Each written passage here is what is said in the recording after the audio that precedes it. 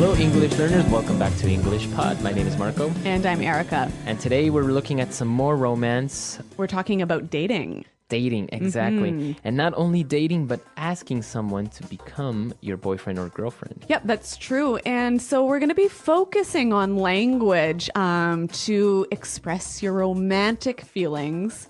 And also maybe some phrases you can use to ask someone out. Very good.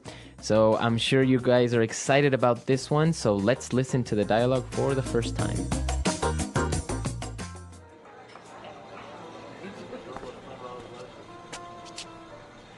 Hey, you're early. Where's everyone? Well, I told them not to come. I made a reservation just for the two of us. I thought we could have a quiet evening all to ourselves. Oh, why? Jennifer, there's something I want to ask you. Sure. What is it? Okay, here's the thing. I've always seen you as more than just a friend, and I can't take it anymore. I know you better than anyone. I know the pros and cons of your personality. I even know what side of the bed is yours. I think we would be great together, don't you? Are you serious? We've been friends for years. We can't just change that overnight. I know. I never had the guts to tell you. Until today. So what do you say? Are you willing to give me a shot?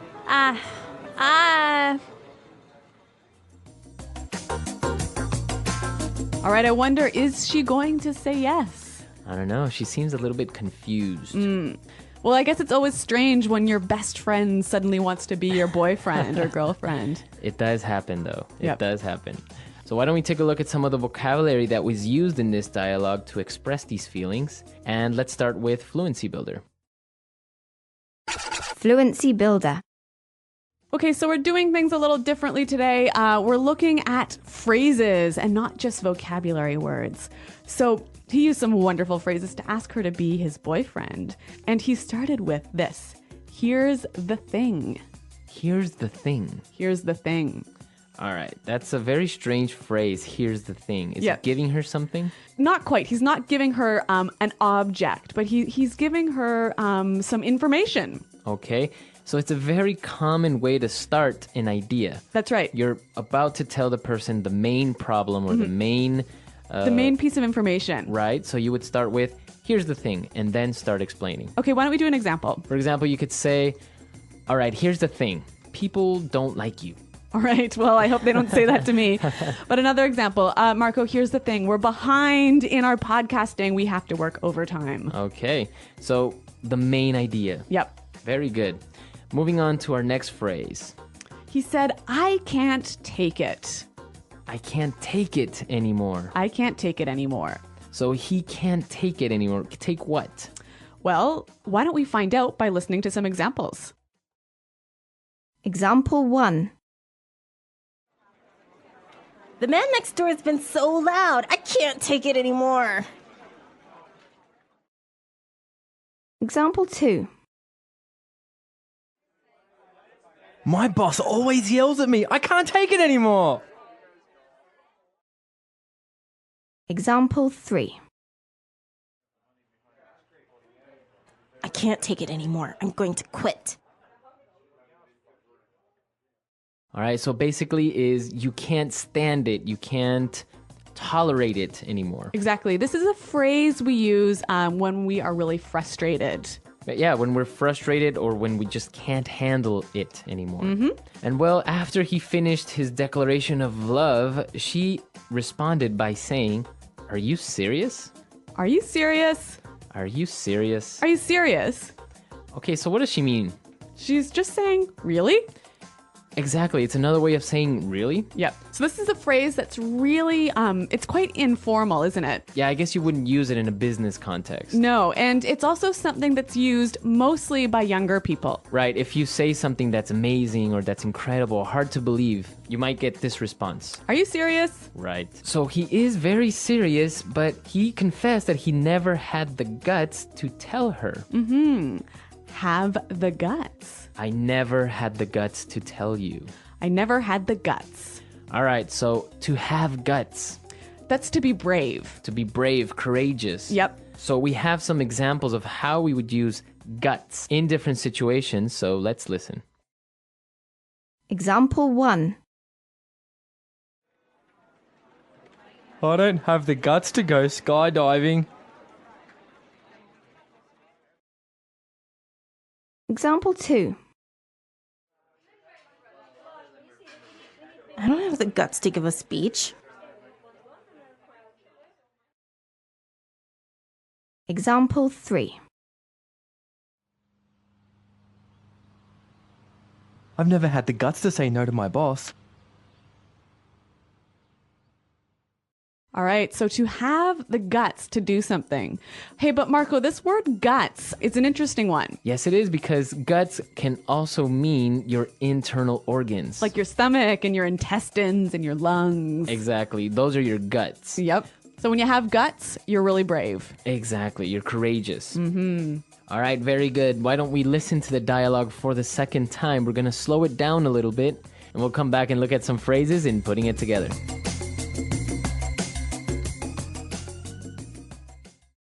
Hey, you're early. Where's everyone? Well, I told them not to come. I made a reservation just for the two of us. I thought we could have a quiet evening all to ourselves. Oh, why? Jennifer, there's something I want to ask you. Sure. What is it? Okay. Here's the thing. I've always seen you as more than just a friend, and I can't take it anymore. I know you better than anyone. I know the pros and cons of your personality. I even know what side of the bed is yours. I think we would be great together, don't you? Are you serious? We've been friends for years. We can't just change that overnight. I know. I never had the guts to tell you until today. So, what do you say? Are you willing to give me a shot? I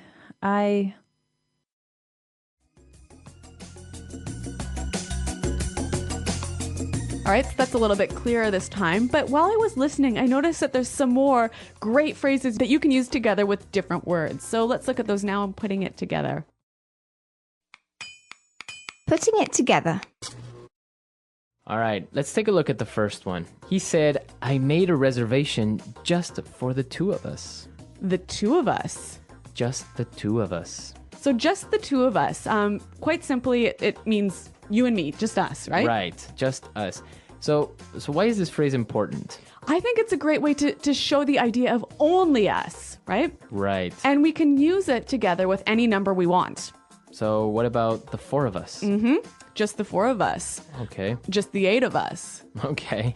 So it suggests the idea of only us. You know? Okay. So he made the reservation just for the two of us because he thought they could have a quiet evening all to ourselves. All to ourselves. All to ourselves. All to ourselves. If you have something all to yourself, or we have something all to ourselves, We have that thing all alone. We don't have to share it. we don't share. Very Yeah. good. So I guess you can say my parents are out of town, so I have the apartment, I have the house all to myself. Or even, she wants to eat the cake all to herself. Very good. So that's a very good phrase. And you can use it with any pronoun. Well, so the guy is explaining that I've always seen you as more than just a friend.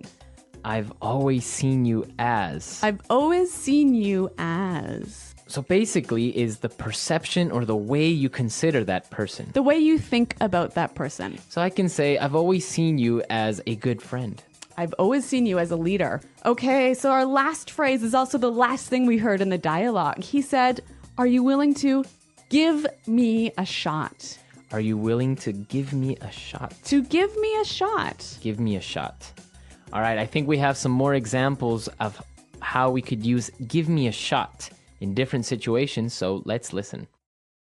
Example 1. I know I can do this drawing better. Just give me a shot. Example 2. The HR manager wasn't going to hire me, but he decided to give me a shot. Okay, so when you give someone a shot, you take a chance, right? Give that person or give an opportunity.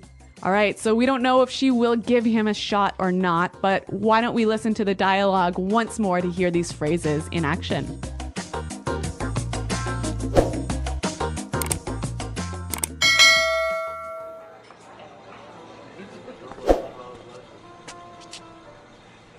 Hey, you're early. Where's everyone? Well, I told them not to come.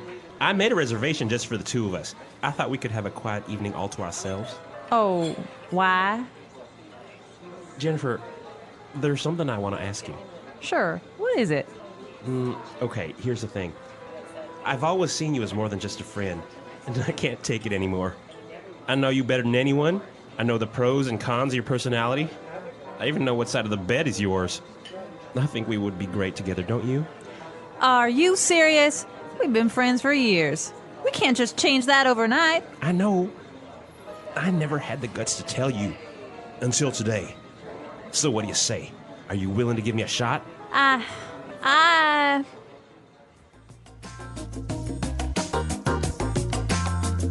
All right, so an interesting dialogue, and it opens up a cultural point. That's right. So in the dialogue, the guy was asking her if she would be his girlfriend, right? Right, but I guess it's not very common among adults, at least. Yep. In English-speaking countries. Yeah, we don't say like, okay, so please will you be my boyfriend now, you know? Right. You would do that maybe in high school. Yeah, but even then, I think it's still a little funny.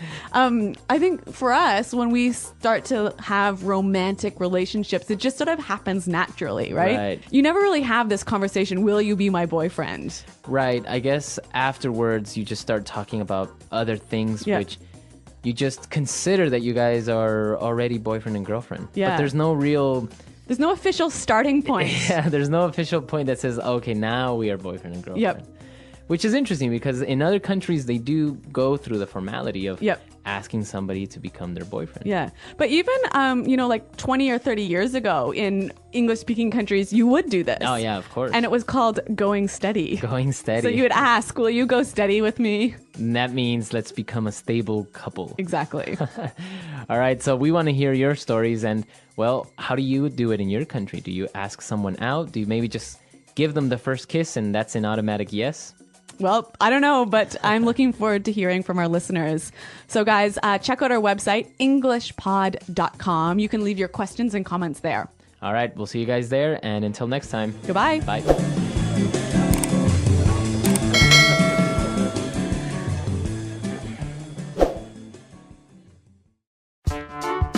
The English Pod Audio Review. Listen to the meaning, then say the vocabulary word. You and me.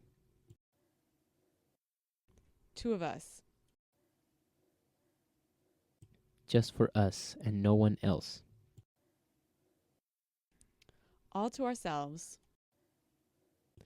Phrase used to begin explaining a situation or problem. Here's the thing. Good things and bad things about a person. Pros and cons. Courage. Brave. Guts. To let someone have a try. Give someone a shot. Phrase used to indicate that you are dating someone. Going out. To become someone's boyfriend or girlfriend. Get with. To ask someone to join you on a romantic date. Ask out. Having a very close relationship. Very warm and friendly. Intimate. To kiss. Make out. Let's try that faster. You and me. Two of us. Phrase used to indicate that you are dating someone. Going out. Having a very close relationship. Very warm and friendly. Intimate. To ask someone to join you on a romantic date. Ask out. Good things and bad things about a person. Pros and cons. To let someone have a try. Give someone a shot. Phrase used to begin explaining a situation or problem. Here's the thing. Courage. Brave. Guts. To kiss. Make out. Just for us and no one else. All to ourselves. To become someone's boyfriend or girlfriend. Get with. Now say the word and hear it in a sentence.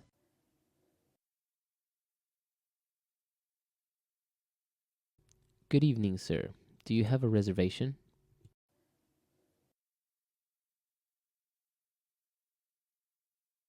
Hi, I'm calling to make a dinner reservation.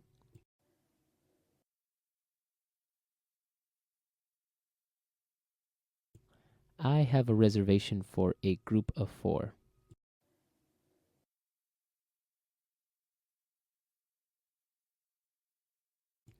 The man next door is so loud. I can't take it anymore.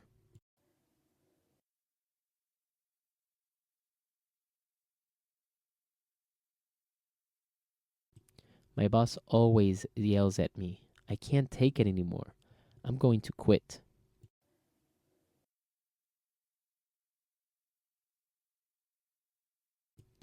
I couldn't take her complaining anymore, so I broke up with her.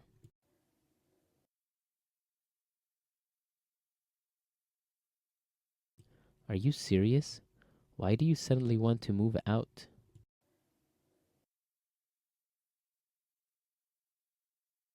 You're getting married? Are you serious?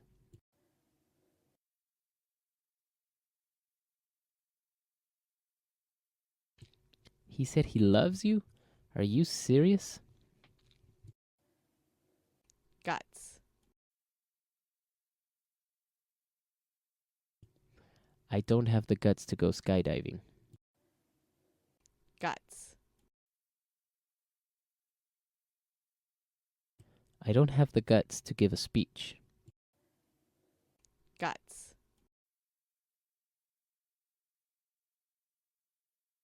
I never had the guts to say no to my boss. What do you say we go for dinner?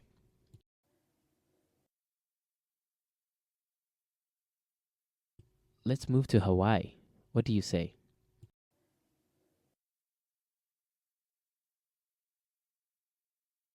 So, what do you say? Will you come?